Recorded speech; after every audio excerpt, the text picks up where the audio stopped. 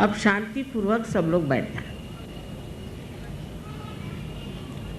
और सब लोग मन में विश्वास रखें कि आप सबकी जागृति आज इस वक्त होने वाली है। मतलब ये कि अपने में दोष मत देखिए इस वक्त। कोई लोग सोचने लगते हैं मेरी कैसी जागृत होगी, मैंने ये पाप किया, मैंने वो पाप किया, और बताने वाले भी बताते रहते हैं कि तुमने ये पूर्व जन्म में कर्म करे, वो पूर्व जन्म में कर्म करे, उसके लिए इतना पैसा दो। ऐसी बेकार बकवास करते हैं लोग। जो ऐसा कहते हैं वही पापी है, समझ लीजिए। इस वक्त आप मेरे सामने कोई भी पापी नहीं, तो कृपया ये सोच लीजिए कि आपके अंदर जो भी दोष है, जो भी हुआ सो बीत गया, उसका अब विचार नहीं करना है। इस वक्त आप शांतिपूर्वक यही सोचिए कि मैं बिल्कुल दोषी नहीं हूँ। ऐसा सोचने से ये चक्र पकड़ता है। जब आप सोचते हैं कि आपके अंदर दोष है तो यहाँ पे ये चक्र पकड़ता है। इससे अनेक बीमारियाँ हो जाती, जिसे अंग्रेजी में स्पॉन्डिलाइटिस कहते हैं, अनजाना कहते हैं, और तरह तरह के प्रकार इस एक चक्र के पकड़ने से होते हैं। तो हो गया सो बीत गया उस वक़्त के, अब तक क्यों आप लेकर बैठे? इस वक्त गलती हुई, उस वक्त ठीक करना चाहिए। तो अपने को कृपया माफ़ कर दीजिए।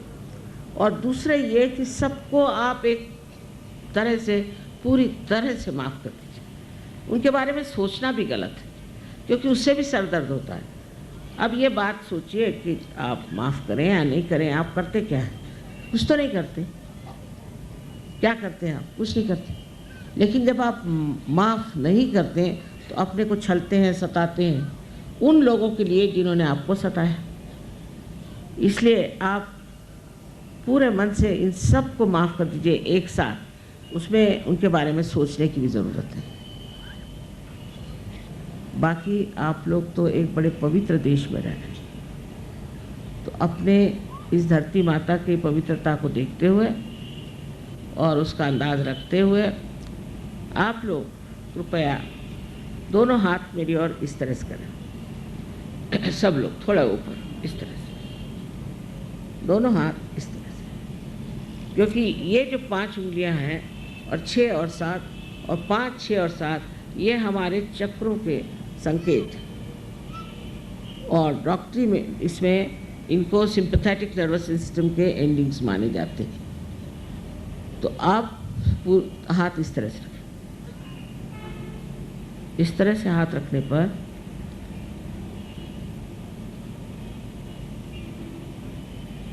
चाहे तो आप चश्मा निकाल लें, कोई ज़रूरी नहीं।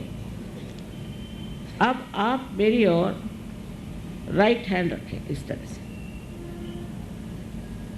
और सर झुका लें और ये देखें कि ब्रह्मरंध्र से, जिसे कि हम तालू कहते हैं,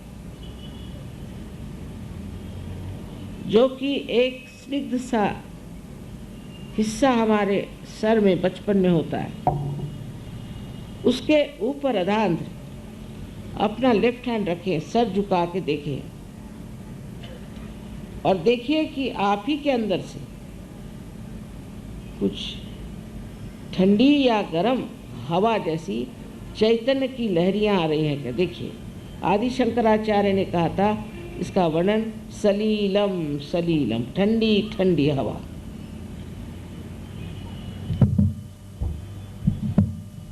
आशा आपने जूते उतार लिए होंगे और जो लोग कुर्सियों पे बैठे हैं दोनों पैर अलग कर लें, बाकी सब ठीक है। अब देखिए आ रहा है क्या? चैतन्य का प्रवाह आप ही के सर से आ रहा है क्या? अब शंका मत करिए, ठंडा या गर्म। अगर गर्म है तो इसका मतलब है कि आपने अपने को क्षमा नहीं की या दूसरों को क्षमा नहीं की, तो अभी कृपया आप क्षमा करिए। किसी किसी को दूर तक आता है, किसी को नज़दीक आता है, पर सर को छूते हुए हाथ मत रखिए, ऊपर। अब आप लेफ्ट हैंड मेरी ओर और फिर से सर झुका के राइट हैंड से देखें कि आपके तालू भाग से कुछ ठंडी या गरम गरम हवा आ रही है। मुझे तो लगता है, बहुतों को ये लगता है कि आप दोषी हैं, इसलिए भी गरम हवा आ रही है। कृपया ये सोचना बंद करिए।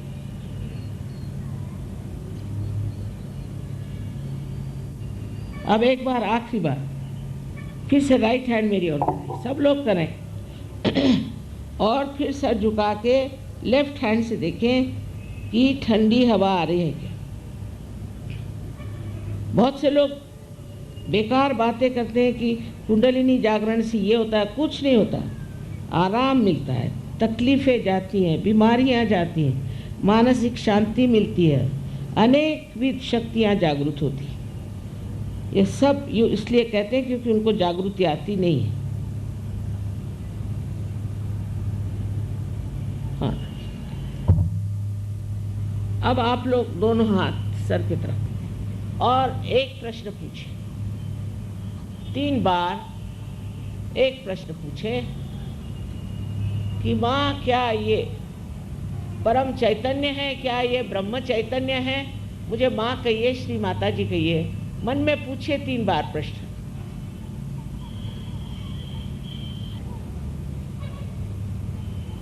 अब हाथ नीचे ले लीजिए। अब दोनों हाथ मेरी ओर करके इस तरह से, और मेरी ओर देखें और सोचिए नहीं, मेरी ओर देखिए और सोचिए नहीं।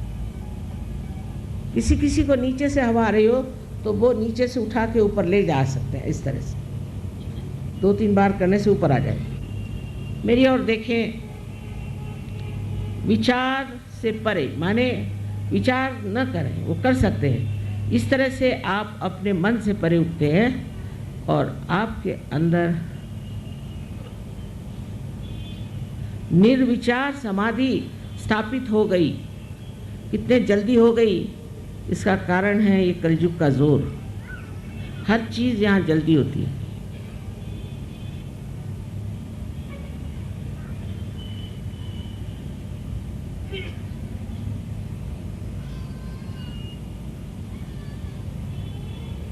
अब देख लीजिए, कोई पेड़ हिल नहीं रहा, कोई फूल हिल नहीं रहा, लेकिन ठंडी हवा आ रही।